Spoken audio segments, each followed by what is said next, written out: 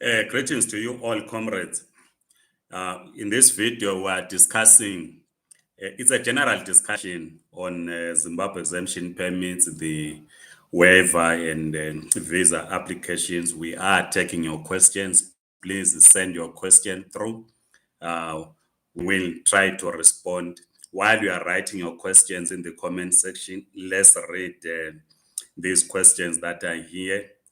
Comrade Yvonne Ndlovu asked, thank you, Mr. Mabena. When is the last day for a waiver application? What we know, Comrade Yvonne Ndlovu, is that by the 30th of June, you should have applied both for your waiver and a general work visa. That's what we know, because that is the deadline that was set by government. So make sure that by the 30th, you have applied for the two. Meaning that you need to apply for a waiver as soon as possible. Give them sufficient time to respond to you. If you are successful, then you should still have time to apply for any other visa which are listed. Comrade Kizi says, hi, Mr. Mapen, I have not received my critical skills outcome. I'm a ZEP holder. Must I apply for a waiver? There is no need to apply for a waiver, because even if you apply for a waiver, you are still going to apply for your critical skills visa. So the issue would be, why is there a delay why is it there a delay in issuing the critical skills?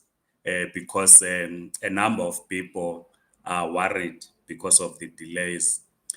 I'm dealing with one case with someone applied in February in Cape Town, of which I'll be having a meeting hopefully later today with some people in the Department of Home Affairs to try and understand why there's a delay in the issuing of critical skills visas, because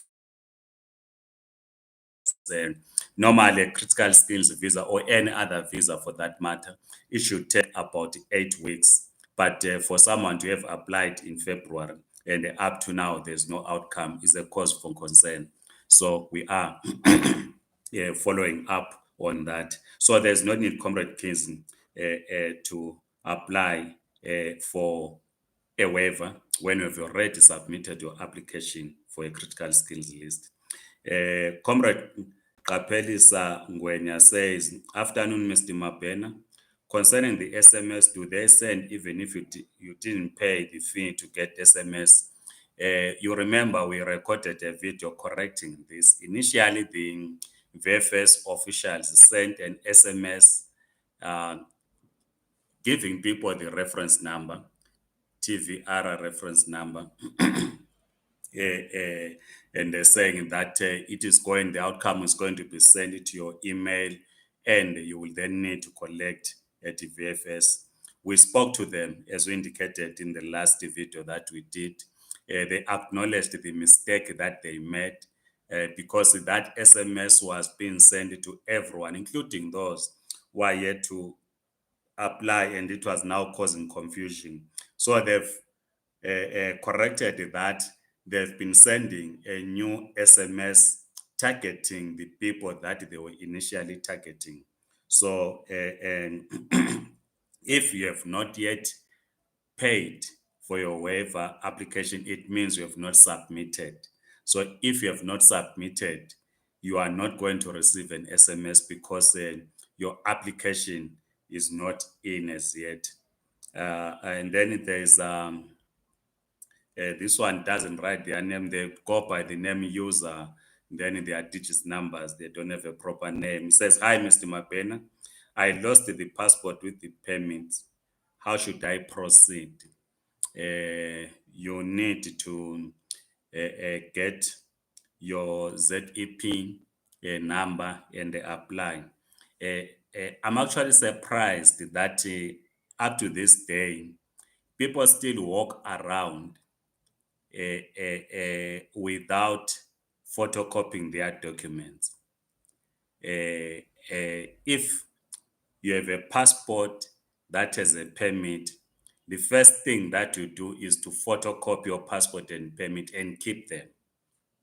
In case you lose your passport, as is the case now, you do not know your details, your ZEP number, and you are now stuck in applying.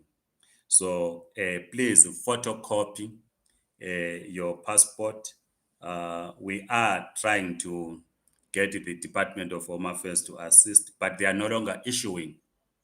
They are no longer issuing ZEP. So we're trying to get them, because we have been approached by quite a number of people who are saying that they lost their passport, that is a permit, and they can't apply for any visa because they do not have the ZEP number. So you have my WhatsApp number, user. You have no name, but you have my WhatsApp number, which is 0833401000. You can WhatsApp me and see how we can assist. Comrade Essence Poloro says, I also applied for a critical skills and my son a study visa on 6 February, still nothing today. Yeah, that's a challenge. I know, like I'm saying, there's a family that were assisting in Cape Town. The father applied in February for a critical skills visa, and the son applied in August for a study visa, 2022, and they're still not out. And they were promised today that we are meeting those that are responsible in the Department of Home Affairs and would advise after we've met them. Comrade Constance Ndlovu says, hi, Mr. Mabena. I did submit my waiver forms, but I did not pay for SMS. That possible for me to go back and pay for the SMS. If you did not pay for the SMS, you can always go and check if your outcome is out. But I'm told that they send the outcome through email.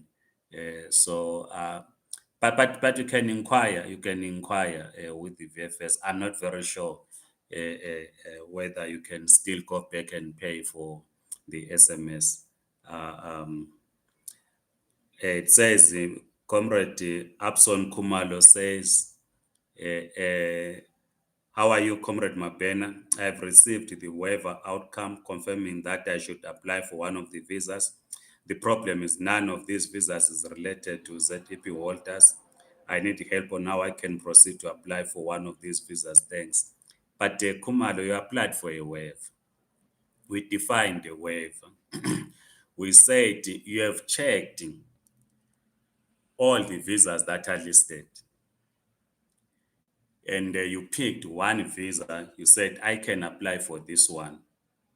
But because of this requirement that is there, I cannot qualify. You then said, let me then apply for a waiver and ask them to remove that requirement so that I can apply for the visa that I want to apply for. That's what a person that applies for a waiver does. So you can't say, I've applied for a waiver, the waiver is out. Now I don't know which permit to apply for or which visa to apply for. Because the reason why you're applying for a waiver, you are specifically asking them to remove a particular requirement.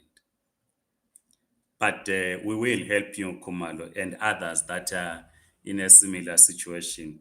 So once you have been issued with a waiver and you seem not to know which visa to apply for a general work visa.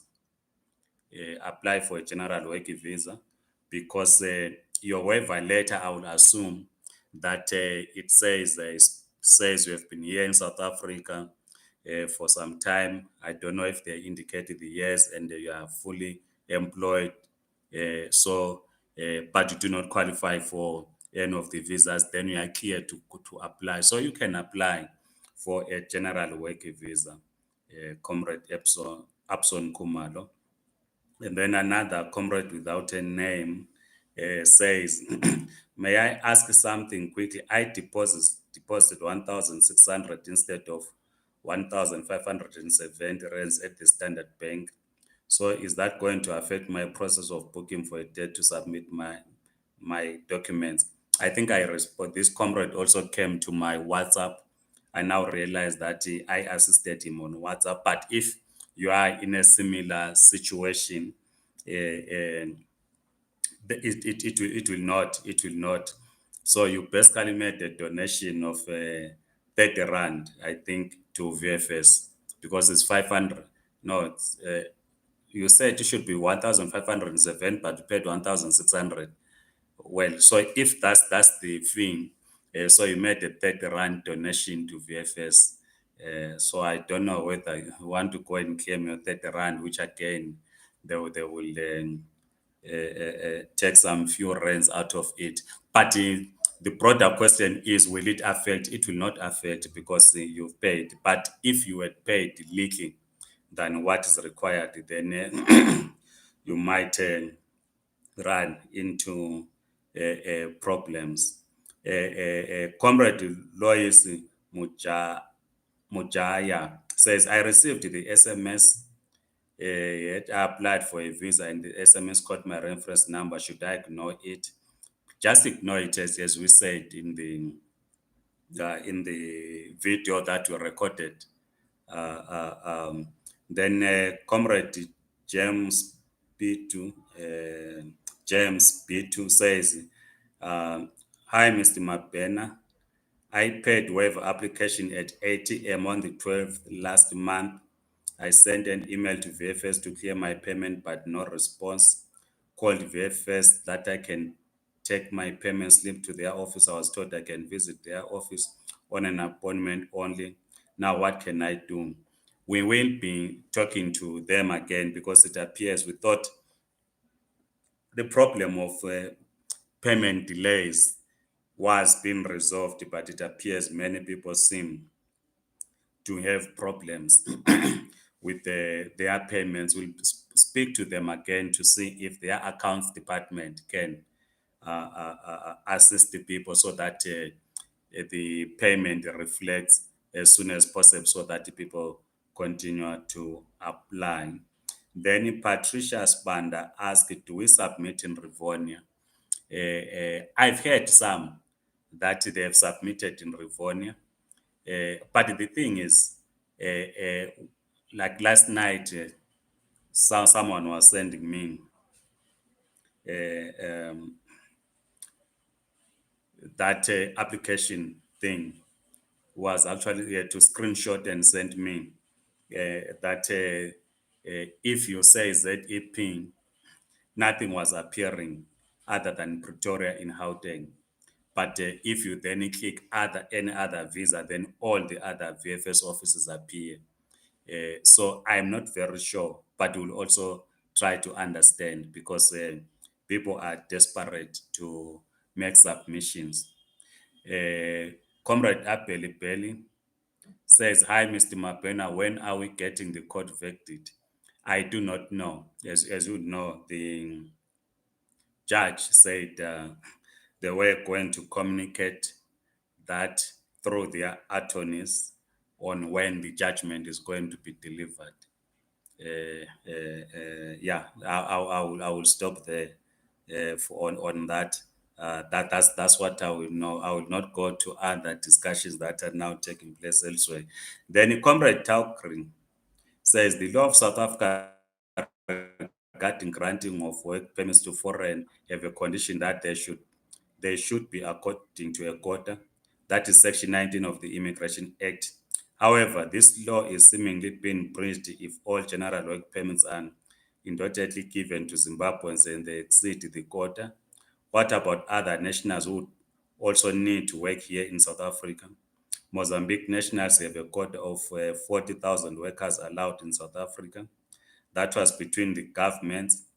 What grounds are Zimbabweans who number 170,000 plus are allowed to exceed the quota? This needs public attention. Comrade Taukri, I've not looked into this, but we all know that there was a special dispensation that was granted in 2010. So it's important to go back to the special dispensation. Why was it granted? Why did the South African cabinet grant a special dispensation to Zimbabweans in 2010? I think the debate should begin from there or start from there to say there was indeed a dispensation in 2010 why were Zimbabweans granted a dispensation. Then once we understand that, we can then take the debate forward. Also, you must know that the people of Lesotho were also granted special permits. And by the way, their permits are to expire in December 2023. Those of Lesotho workers, migrant workers, are to expire in December. We do not know how the South African government is going to deal with that, whether it is going to do what it did to holders of Zimbabwe exemption permits, or it will arrive at a different decision. We do not know. But what we understood again in 2010 was that the special dispensation to Zimbabweans was a pilot project. So we understood that Zimbabweans were to be granted as they were granted. Then other nationalities within the SADC region were to follow, which followed Lesotho. We had understood that people of Swaziland were going to follow. That then did not happen. So why it did not happen, we do not know. We have also spoken in this platform about the white paper on international migration as gazetted in 2017, which of course is now being reversed, which recognizes something similar that you are raising, that people of low skill can come and work in South Africa. So when you are talking of a quota of Mozambicans who have, which says 40,000, and I'll presume that these are people of low skill. So let's start from the granting of that dispensation in 2010, and we can take the discussion forward. Comrade Robson Munkaza says, "A good day, you, Mr. Mabena. Please just want to know, for an appointment, do you just go to any VFS or on Pretoria?" I've just answered this, that when you try to book, as I said, someone sent me last night, it will appear for those in Gauteng, Pretoria. So you need an appointment to get it there, as I understand. Yeah. Let's get to the last question. Hello, Mr. Mabena. I still don't understand. I'm a ZP holder and I received that message, but I didn't receive the email yet. So what must I do now? Does it mean I can go and collect my waiver outcome or wait for the email? So I'm not sure whether you can wait for the email because, as I said, that they made a mistake. They sent to everyone the SMS, which they then corrected.